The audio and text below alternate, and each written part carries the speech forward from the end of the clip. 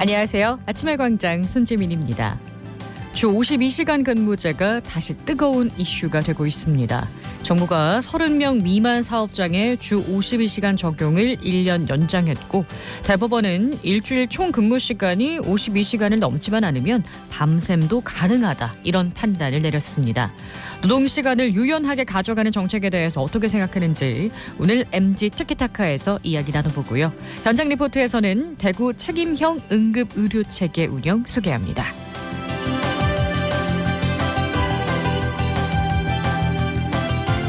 1월 5일 금요일 아침의 광장, 오늘도 시사 비타민 알차게 챙겨드립니다. 먼저 이 시각 교통 상황과 날씨 알아보죠. 박나영 리포터. 네, 먼저 고속도로 소식입니다. 중앙고속도로 춘천 방향 동명휴게소 121km에서 다부터널 125km 지점까지 4km 정도 밀리고 있고 중부 내륙지선 창원 방향 성서 나들목 부근에서 속도 떨어져 지나고 있습니다. 이어서 시내도로입니다.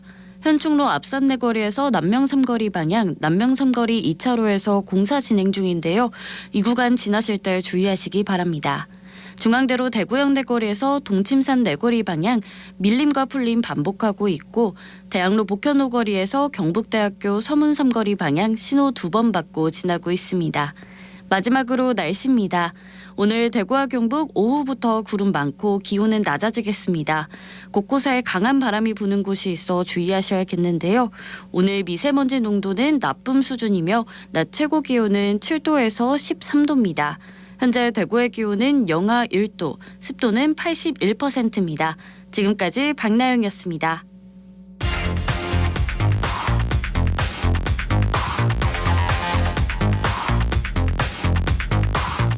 빠르고 정확하게, 명쾌하고 날카롭게 대구 경북의 오늘을 보는 KBS 대구 아침의 광장과 함께하고 계십니다.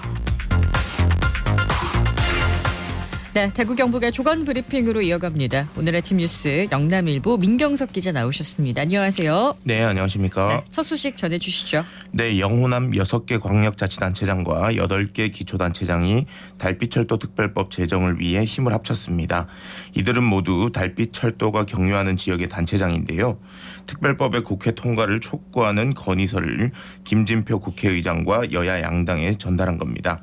달빛철도 특별법은 지난해 말 소관상임위원회인 국회 국토교통위원회 교통법안 심사 소위와 전체 회의를 통과했지만 법제사법위원회 안건으로 상정되지 못하면서 답보 상태를 겪고 있습니다.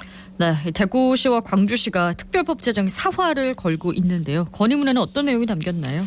네, 홍준표 대구시장과 강기정 광주시장을 비롯한 지자체장들은 건의문을 통해 달빛철도가 갖는 상징적 의미와 필요성, 절실함에 공감한 여야 국회의원 261명이 함께했다며 헌정사상 최다 발의라는 타이틀이 무색하게 특별법 제정은 불투명한 실정이라고 지적했습니다. 또 현행 예비타당성 조사 제도가 수도권 집중화라는 부작용을 낳는다는 주장을 펼치기도 했는데요. 경제성 위주의 예타 제도는 지방 소멸과 수도권 집중을 야기하는 등 개선이 시급한 제도임에도 기획재정부의 반대 논리에 법사위의 상정조차 되지 못하는 이런 무책임한 정치 행태라고 꼬집었습니다. 이와 함께 1999년 처음 논의된 이후 20년 넘게 여론 수렴을 거친 달빛 철도 건설을 선거용 포퓰리즘이라 매도하는 건 수도권 중심적인 시각이라고 반박하기도 했습니다. 네, 14개 지자체들이 다시 한번 힘을 모으고 있는데요. 지역에 계신 의원들도 좀 더 적극적으로 움직여 주시길 바라보겠습니다. 다음 소식은요. 네, 이른바 업계약서로 공사 금액을 부풀린 뒤 태양광 발전 설비 설치 지원금을 받아 챙긴 시공업자와 발전 사업자들이 무더기로 재판에 넘겨졌습니다. 대구지검 반부패 수사부는 어제 특정경제범죄, 가중처벌 등에 관한 법률 위반 혐의로 46명을 기소했다고 밝혔습니다. 이들은 정부가 태양광 등 신재생에너지 관련 발전시설 운영자에게 전력산업기반기금을 통해 연 1에서 2%대의 저금리로 자금을 빌려주는 지원 정책을 악용한 혐의를 받는데요. 이를 통해 부정하게 타낸 금액만 100억 원에 달한다고 합니다. 이들 중 시공업자는 자부담 없이 대출금만으로 태양광 설비를 설치할 수 있다고 홍보해 공사를 따는 것으로 드러났습니다.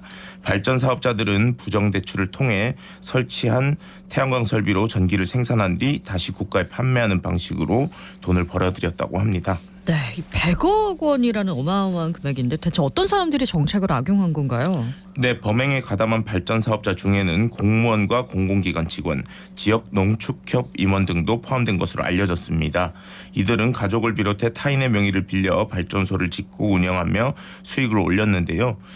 이 중에는 수익을 극대화하기 위해 여러 사람 명의로 100kW씩 쪼개 태양광 발전 설비를 건립하거나 버섯 재배장 등 급조한 가건물 위에 태양광 설비를 지어 돈을 벌어들인 경우도 있었습니다. 검찰은 공직자 등의 도덕적 해이를 엄단하기 위해 이들의 소속 기관의 수사 결과를 통보하기로 했습니다. 네, 처벌도 중요하고요. 재발 방지책도 나와야겠습니다. 다음 소식 전해주시죠. 네, 대구시가 전세 사기 피해 예방을 위해 구군 합동 점검반을 구성하고 지난해 11월과 12월 특별 점검에 나섰습니다. 지역 내 부동산 중개사무소 89곳을 조사했는데요. 9건의 위반 행위가 적발됐습니다. 네, 적발 자리를 보면요. 네, 9건의 위반 사례 중 2건은 무자격 중개 행위였는데요. 대구시는 이에 대해 수사기관에 수사를 의뢰했습니다. 또 계약서나 중개 대상물 확인 설명서 작성 및 설명 미흡 7건에 대해서는 업무정지 처분과 함께 과태료를 부과했습니다. 대구시는 앞으로도 전세 사기 피해 지원을 위해 전담팀을 운영하며 지원 대책을 수립해 나갈 예정입니다. 네, 또 피해자 지원책도 중요하게 다뤄지길 바랍니다. 오늘 아침 뉴스 영남일보 민경석 기자였습니다. 고맙습니다. 네, 감사합니다. 저는 대구시청자 미디어센터 팀장 왕현호라고 합니다. 저희 대구시청자 미디어센터는 일반 시민들이 영상 콘텐츠를 만들 수 있도록 교육도 시켜드리고 장비도 빌려드리고 시설도 대관을 해서 본인들이 하고 싶은 이야기를 할 수 있는 콘텐츠를 만들 수 있도록 도와주는 곳이라고 보시면 될 것 같습니다. 대구가 인원에 비해서 너무 늦게 생긴 편인데 이제 늦게 생긴 만큼 장점도 있고 단점도 있다고 생각하는데 단점은 이제 늦게 생겼다는 거. 그래서 대구 시민들이 서비스를 조금 늦게 받으셨다는 게 이제 조금 아쉬운 거고, 장점은 그만큼 이제 누적된 노하우 룰이 많이 쌓였거든요. 이제 대구 시민들한테는 조금 더 정리된 컨텐츠나 여러 가지 서비스를 제공할 수 있을 거다라고 하는 거는 굉장히 장점으로 보시면 될 것 같고, 또 저희 건물 안에 4개 유사한 기관들이 같이 있는데 그곳이랑 서로 협업을 하면서 더 괜찮은 미디어 서비스를 제공할 수 있다라고 하는 게 가장 큰 장점이지 않을까 생각합니다. 첫째나 둘째나 많은 시민들이 왔으면 좋겠다라고 하는 것들이 이제 가장 하고 싶은 이야기고, 저희도 많은 서비스를 제공하기 위해서 열심히 노력할 테니까 이제 혹시 여기 한번 가볼까라는 생각이 잠깐이라도 드신다면 오시면 두 팔 벌려 환영하겠습니다. 언제든지 오시면 좋겠습니다.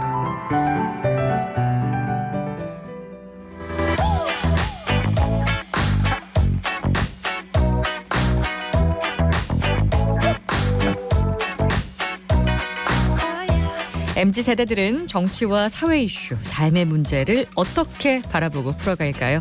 젊은 그들의 생각을 펼쳐보는 MZ 티키타카. 오늘은 주 52시간만 지킨다면 연속 밤샘도 가능하다는 대법원의 판결과 노동시간을 유연하게 가져가는 문제를 놓고 근로자와 사업주의 입장에서 이야기 나눠봅니다.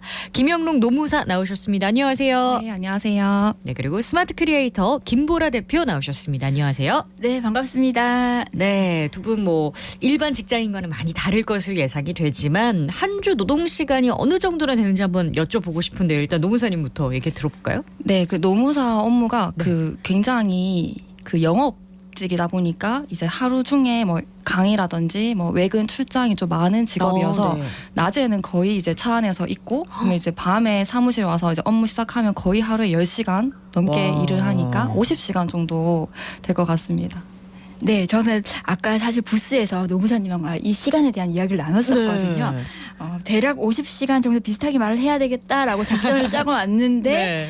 지금은 제가 조금 더 적은 것 같습니다. 저는 요즘 방학이기도 해서 이제 대학 강의도 제가 겸임 교수를 하고 있는데 그건 안 하니까 주 40시간 정도 일한다라고 말씀드려야 될 것 같습니다. 그렇군요. 10시간이라는 큰 차이가 났어요.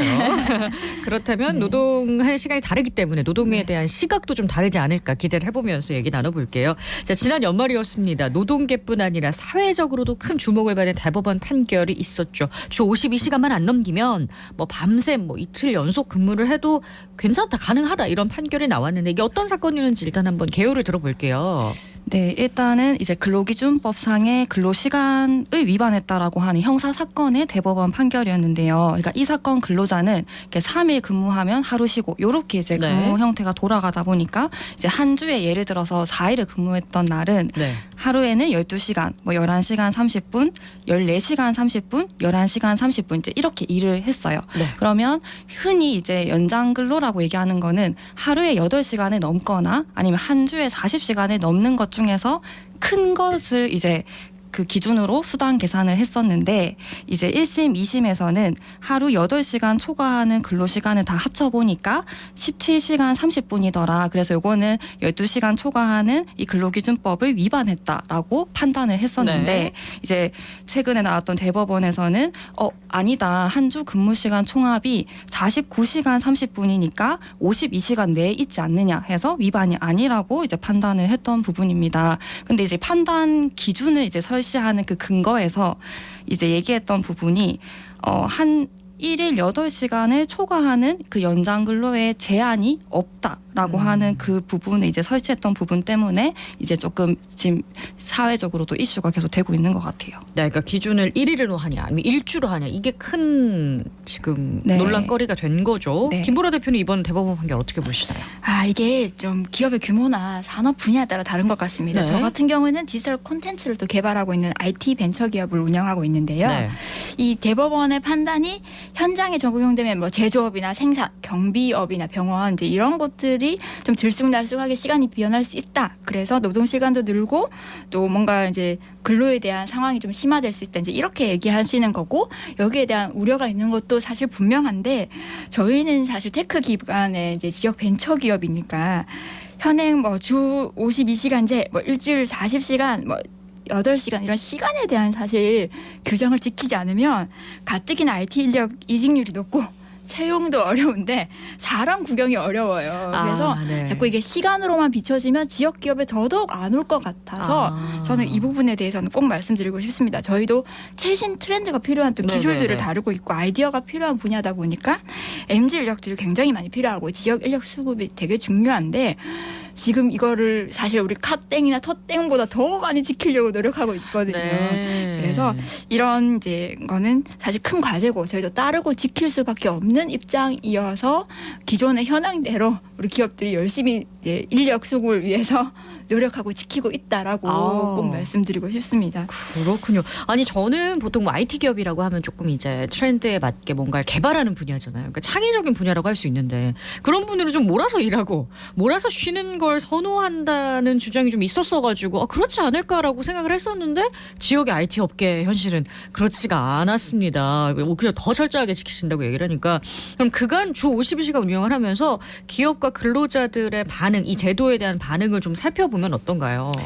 네, 일단 52시간 제도가 이제 어쨌든 기업 규모에 따라서 조금 순차적으로 적용이 됐던 부분이 있었는데요. 그러니까 기존에 뭐 그 근무 방식이나 관행이 어쨌든 있다 보니까 이제 그러한 인식을 바꿔가는 게 굉장히 조금 많이 걸렸었는데 이제 제가 많이 이제 현장에서 느꼈던 부분은 근로자 입장에서는 당장 급여 명세서에 찍혀 있는 연장 근로 수당이 확 줄어버리니까 이제 제일 많이 나왔던 이제 말이 이제 뭐 대리라도 뛰어야 되냐라는 말도 많았고 엔잡러라고 하듯이 이제 어떻게든 부수적인 수입을 더 내야 되겠다라고 하는 그런 분위기가 굉장히 많았거든요. 실질적으로도. 네, 그리고 이제 어쨌든 회사에서는 이런 법을 위반했을 때의 그런 뭐 노동청의 제재라든지 이런 부분 때문에 어떻게 해서든지 서류상으로는 52시간 내로 맞추겠다라고 하는 부분이 굉장히 많이 이렇게 질의도 많았었고요. 근데 지금은 조금 이제 시간이 좀 꽤 지났다 보니까 이러한 부분이 조금 이제 당연하게 좀 정착되어 가려고 하는 분위기인 것 같습니다.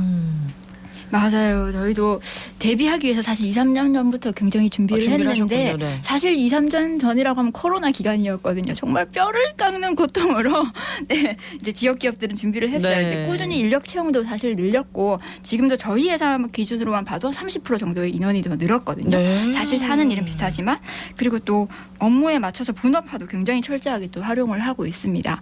이제 디자인 같은 경우에는 물론 지적하신 창의적인 일이라는 관점에서 좀 애매하긴 하지만 우리는 또 기업을 해야 하는 입장이기 때문에 한 사람이 예를 들어 처음부터 끝까지 밤샘을 하더라도 뭔가 프로젝트를 마친다라는 관점이었다면 네. 최근에는 선화 작업은 A가, 채색 작업은 B가 이제 이런 식으로 분업화를 계속하는 과정을 거치는 거죠. 물론 이제 시행착오는 있습니다. 이제 창의적인 일이고 네네. 또 이렇게 그 담당했던 그 직원들은 프라이드가 또 강한 편이어서 이거 내 작품이고 내 프로젝트인데 내 의도와 다르게 됐다. 이제 이러한 것들도 좀 많이 있고요. 그럼에도 불구하고 이제 최대 노력을 해서 워크 시스템을 좀 제대로 구축한다거나 수치화를 해서 좀 생산성을 늘리는 방법들을 찾는다거나 해서 지금은 조금 2, 3년 전보다는 나아진 것 같습니다. 저 시스템적인 개선이 이루어졌다고 하니까 맞아요. 좀 많이 애를 쓰셨다라는 생각이 다이어트도 듭니다. 열심히 하고 있습니다. 어떤 다이어트죠? 바로 야근의 주범인 회의 다이어트. 회의 다이어트. 필요하죠. 네, 그래서 저희가 실질적으로 이제 노트북에 초시계를 두고 야 지금 29분 다 돼간다. 야 지금 59분 다 돼간다. 이제 이런 얘기를 막 하는데요. 네. 이제 사전에 회의 정보를 좀 공유를 하고 짧게는 29분. 정말 긴 프로젝트는 59분을 넘기면 안 된다. 이제 이런 거를 하는 거죠. 아주 훌륭하십니다. 자, MZ들에게 초과 근무 시켜가지고는 인력 관리가 좀 잘 안 된다고 아무래도 MZ 세대들이 지금 많이 채용이 돼 있는 상태라서 기업주 입장에서 말도 해주셨었는데 청년들은 몇 시간 일할 때 행복감을 가장 크게 느끼냐 실제 이런 연구를 해봤더니만 주 15시간에서 40시간 사이래요. 한국노동연구원의 학술지에 최근 공개된 내용인데 좀 이거는 현실과 좀 차이가 있지 않을까라는 생각이 드는데 일단 노무사님 얘기부터 들어볼까요? 네, 저도 이 연구 결과를 보면서 진짜 현실과는 굉장히 좀 차이가 난다라는 생각이 들었었는데 제가 작년에 그 이제 중학교에서 노동 인권 교육을 했었을 때 몇 시간이라면 가장 행복할까요라고 하는 질문을 했었는데 학생들이 뭐 10시간이요, 뭐 20시간이요 이렇게 이런 대답을 하다가 어떤 학생이 뭐 60시간이요 이렇게라고 얘기를 해서 그 이유를 물었는데 내가 좋아하는 일이면 몇 시간 해도 괜찮을 것 같다라는 답변을 그 친구 저희 회사로 데리고 와야 되겠어요. 잘 자랐으면 좋겠네. 그러게요. 네. 그래서 아마 이제 청년들 입장에서는 이게 뭔가 그 직장에서 많은 시간을 나의 시간을 할애한다라고 하는 것에 크게 그렇게 가치를 못 느끼는 부분이어서 이런 결과가 나지 않았을까 좀 생각을 해봤습니다. 많은 중장년층은 청년들이 좀 너무 쉽게 일을 하려는 게 아닌가라는 생각을 했을 것 같은데 어떻게 이 결과 보셨나요? 근데 사실 비슷한 것 같기도 해요. 이게 왜냐하면 본인의 또 생활도 중요하고 워라밸이라는 우리 또 단어를 빼놓고는 설명할 수가 없기 때문에 근무 시간 이후에 나의 여가 생활, 개인 생활에 대해서도 굉장히 중요하게 느끼는 것 같고요.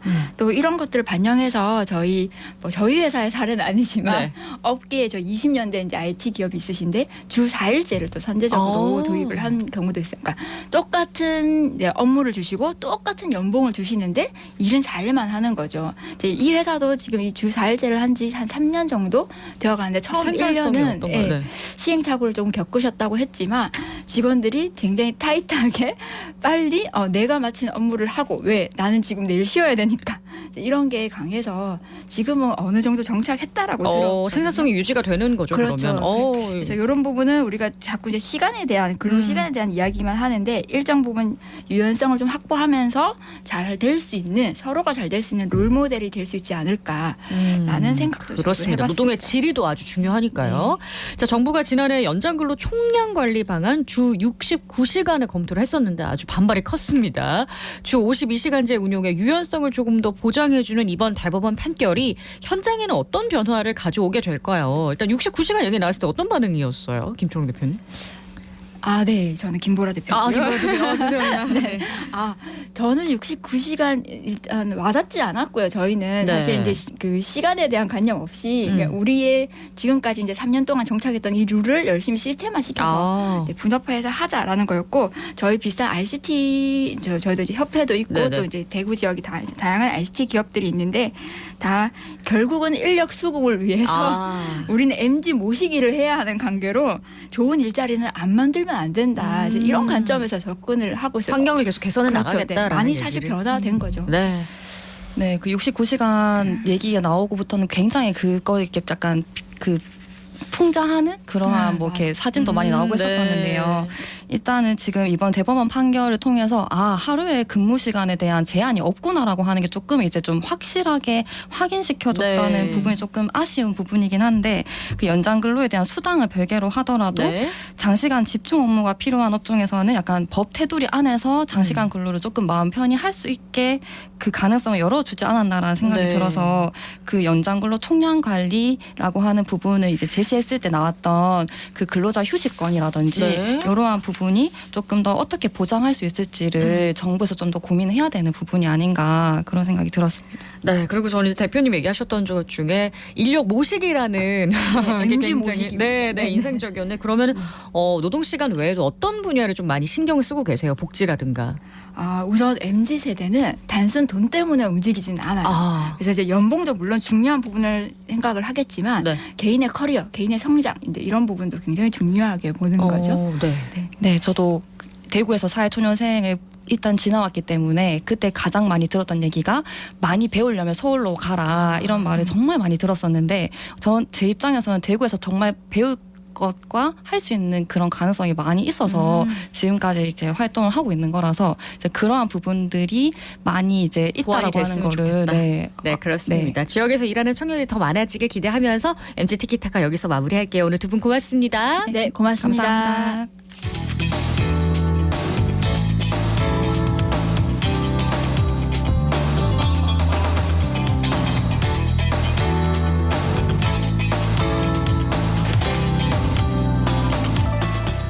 네, 대구 책임형 응급 의료 대책에 대해서 알아보는 시간 마련했습니다. 그 운영 상황을 배아연 리포터가 취재했죠. 어서 오세요. 네, 안녕하세요. 지역 맞춤형 응급 의료 대책은 지난해 7월부터 현장에 적용해서 운영되고 있는데요. 먼저 현장의 소리와 함께 대구시 지정 응급의료센터 담당자의 이야기 들어보시죠. 네, 선생님 환자분 바로 눕히시고요. 네, 옆으로 가서 어깨 두드리면서 의식 먼저 확인해 주세요. 우선은 지금 진료를 하시려면 소아과 전문의님대로 가셔야 되는데요. 오늘은 소아과 전문의가 7곳 경북대병원밖에 없습니다, 선생님. 그쪽 응급실로 가시면 진료 가능하세요. 저는 경북대병원 응급의학과에 근무하고 있는 안재윤입니다. 응급 환자 진료에 주로 담당을 하고 있고, 그리고 지금 대구시에서 하고 있는 책임형 응급의료 체계 TF에도 참여하고 있습니다.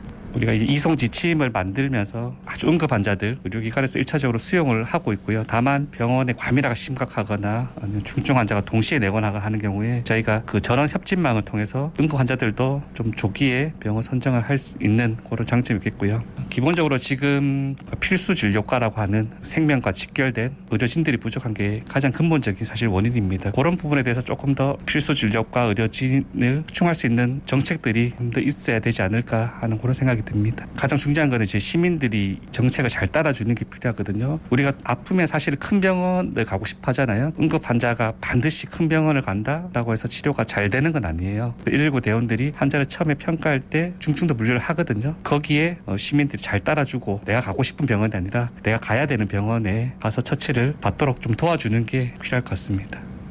대구시는 응급 환자 이송과 수용 지침을 마련하기 위해서 총 6회에 걸쳐 회의를 진행했고요. 구급상황관리센터 근무 조직도 확대했습니다. 구급상황관리센터의 근무자도 만나봤습니다.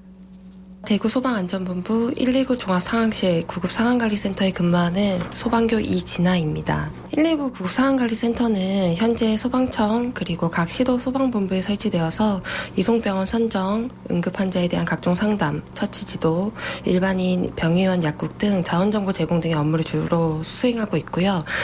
다수 사상자 등 재난 발생 시 유관기관 전파, 사상자 현황 관리 등 업무를 병행하고 있습니다. 현장 구급대가 중증도 분류를 현장에서 5단계로 구분을 하고 심정지, 중증 외상, 흉통 등 레벨 1, 레벨 2 증상에 한해서 저희가 의료기관에 사전 연락 후 이송하고 있으며 응급전원 혈진만 같은 경우에는 대구에 있는 3차 병원 6개 의료기관 중 2곳에 환자를 의뢰한 결과 의료진 부재 등 병원 사정에 의해서 환자 수용이 어려울 경우 응급전원 혈진망이라는 사이트를 활용해서 환자 정보를 제공을 하고 병원 선정을 하고 있습니다. 병원 전 단계와 병원에서의 환자 분류 체계를 일원화하면서 현재 이제 중증도 분류를 효과적으로 할 수 있다는 점이 있었고요. 그 반면에 시스템상으로는 아직 충분한 환자 정보 제공이 어려워서 의료기관 측에서 환자 정보를 정확히 파악하기 어렵다는 단점도 현재는 갖고 있습니다. 각 시도별 의료기관과 저희 소방이 협력해서 국민들이 더 이상 진료받을 것이 없어서 떠돌다가 안타까운 일이 발생하는 상황이 생기지 않도록 열심히 노력하도록 하겠습니다. 이상입니다.